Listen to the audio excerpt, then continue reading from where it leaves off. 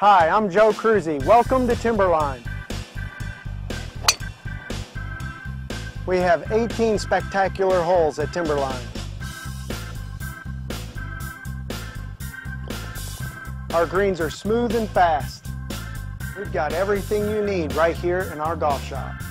And remember, we have a new fall rate as low as $30 for 18 holes, so come tee it up at Timberline.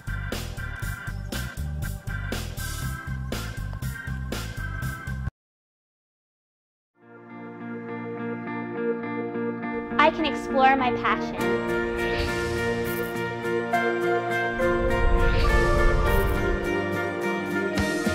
I can grow my faith.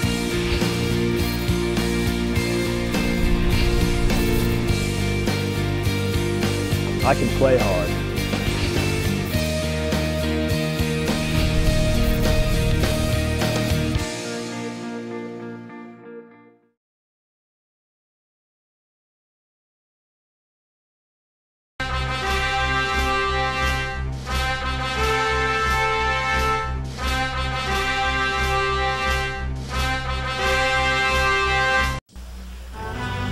And welcome back.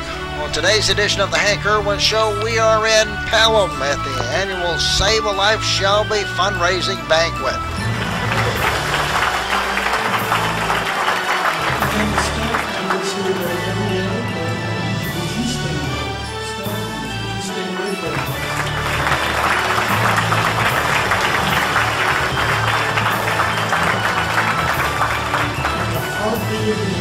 Volunteer staff members, would you stand, please? Whatever you're involved, please stand.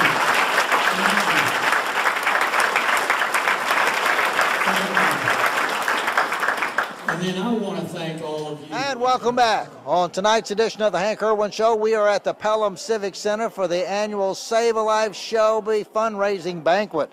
And the special guest speaker tonight is Kirk Walden, who's from Nashville, Tennessee, an Alabama boy made good, but he travels the entire country with Life Trends, a tremendous organization. Tell me about that. Well, what we do is we work with pregnancy centers all over the country, now around the world, and we work with them in terms of development and setting a vision for the ministry. And so it's an exciting little concept that we started about 10 years ago. Well, this young man used to play golf at Auburn and then moved up to Nashville. How did you get involved in pro-life work to begin with? Well, I was involved in the political realm when I was in college at Auburn and got involved with the Alabama Pro-Life Coalition. And then when Bob Faust was leaving Save a Life in Auburn, heading up here to Birmingham, he asked me and several others if we'd apply for his position as the director there at Auburn. And that's where I got started. And I just got hooked back there in 1991 and I haven't left. So.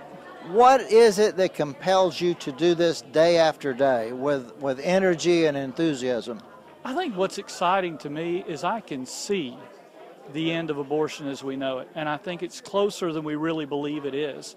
It's like Nehemiah building a wall. He built it to half its height, and then he went the rest of the way. And I think we're at half its height right now with pregnancy centers around the country. They've done so many things, so many new initiatives, that we are quickly becoming the first choice for every young lady and young man facing an unplanned pregnancy. And when we become the first choice, we're close. When we become the first choice, they won't be thinking about that second choice anymore. We're seeing abortion clinics close down like never before. Only one left in Birmingham. There used to be more than 2,000 when I got involved with this. There are only 686 today. And I believe we're continuing that momentum, and that's what gets me up in the morning. It's very exciting. You know, a lot of critics say, well, this is a women's issue. It's not a man's issue. Why be involved in it? How do you answer that question? Well, I read a statistic about 20 years ago that women who had been to abortion clinics said that if the father had been more involved, 83% of those women said they might have chosen life. And I think this is a man's issue. Men need to be involved. We need to be reaching the men. Save Life Shelby here is talking about reaching men even more effectively in years to come.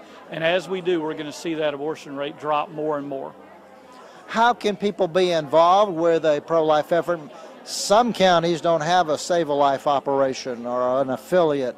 They may see this program tonight and say, hey, right, we need to do something. What would you recommend? Well, I'd say find your closest, your nearest pregnancy center and find a way to get involved. Even if it's not in your county, you can give financially, and the way to do that, there's a network nationwide, optionline.com, and you can just go to that address, optionline.com or optionline.org, either one, and you can find the one closest to where you live, get involved, find a way to give financially. Did you know that if each pro-life individual gave $7.61 a month to their local pregnancy center, every pro-life family did that? According to Gallup, if we did that, we'd raise $5 billion for pregnancy centers.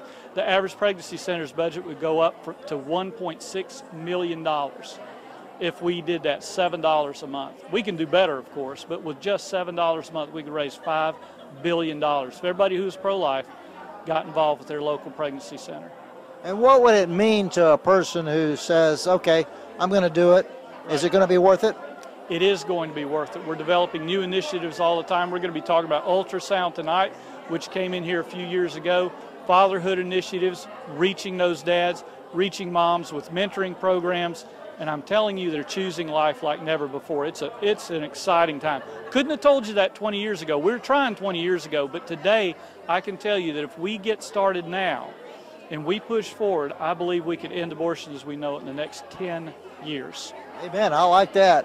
Long overdue, and I can't wait for that to happen. Yes. If people want to get more information about your work, what do they do? They can just go to lifetrends.online.com, and I help pregnancy centers. If you want to help me help them, you're welcome to do that.